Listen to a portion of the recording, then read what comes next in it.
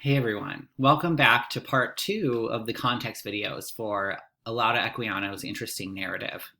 Okay, so we were just discussing the prevalence and some of the characteristics of the transatlantic slave trade in the 18th century. Now I want to turn to Equiano a little bit. Here's something that I think makes this narrative even more interesting.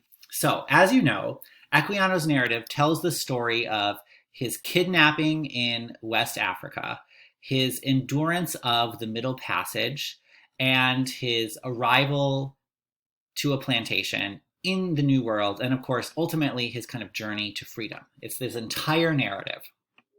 Okay, so in the 1790s, supporters of the slave trade sought to undermine Equiano's credibility by questioning his claim to African identity and suggesting that he had been born in the West Indies.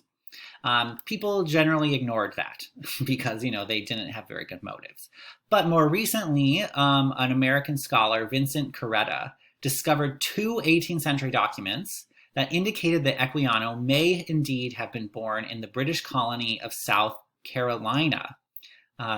This hasn't established 100% proof that Equiano was born here. There's still some disagreement among scholars, but the fact that there are two documents, I think one is a baptismal record and one is a naval document from the British Navy, has raised a lot of interesting questions about whether Equiano may have in fact been born in the United States in South Carolina rather than on the coast of West Africa. Okay, so number one, this again draws a connection between our class, our topic, and Charleston, South Carolina. Equiano, who is an author in our British literature course, may have in fact been born in South Carolina. So the question that emerges here is, what effect does this have on his narrative?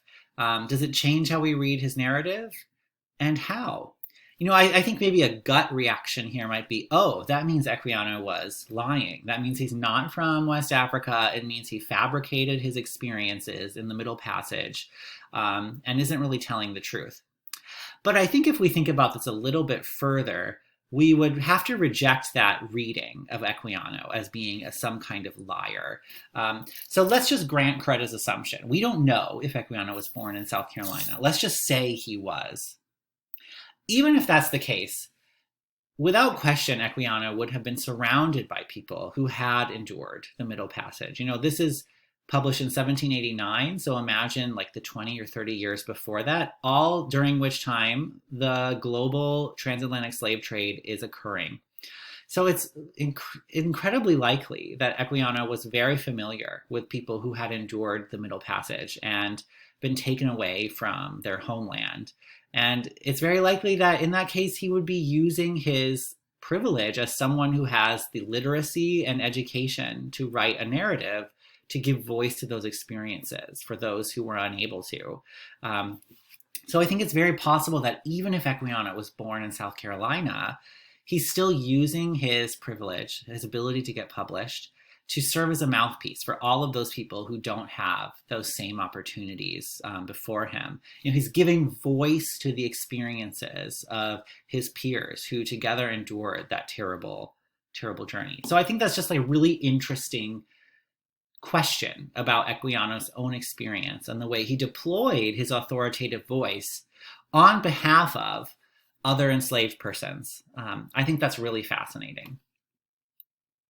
Okay, and then during this video, I also want to turn to our very last "What Were They Wearing" segment. Of course, this was printed in 1798, so we have some lukes from George III. And I'm also reminded, of course, of Equiano's image in the title page, where he assumes the fashion of an upper-class white European gentleman. We can imagine Equiano maybe in this third look right here as he's portrayed on the title page of his own work. So again, we're seeing a connection back to these fashion trends. And then finally, I think while we're looking at this one last time and also discussing Equiano, I think it's a great moment to critique this very segment I've been doing, because you may have noticed this, and I'm noticing it too, that every person depicted in this book of fashion trends seems to be implied to be white. You know, there's no suggestion of a person of color wearing any of these clothes that we've been seeing throughout our progression throughout the eras. And I think that's a bit of an oversight of this particular fashion history. And here, let me show you an example of what perhaps a more inclusive fashion history might look like. And this has been recently done by a brilliant scholar of kind of transatlantic 18th century literature named Elizabeth Maddock Dillon. I got to move my head so you can really see this. Let's see, I'll go down here. Dillon has illustrated how, well, first let me start by saying she has shown that there were, I guess what we could call almost like fashion shows put on by enslaved Black persons in Jamaica. It almost resembles like today's ball culture, if you're familiar with ball culture at all, with houses who put on performances on a runway who are then judged. This was happening in the 18th century in Jamaica by enslaved persons there, and they would put on these shows.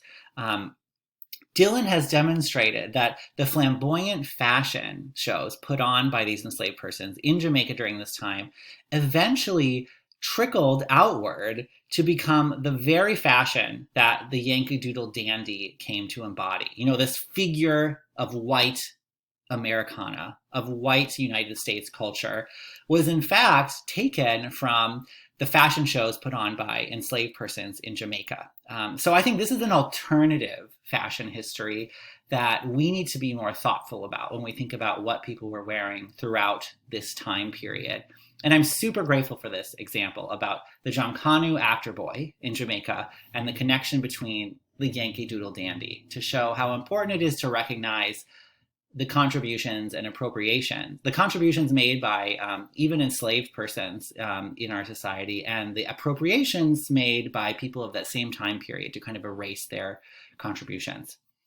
Okay, I'll end there and see you over at the themes video.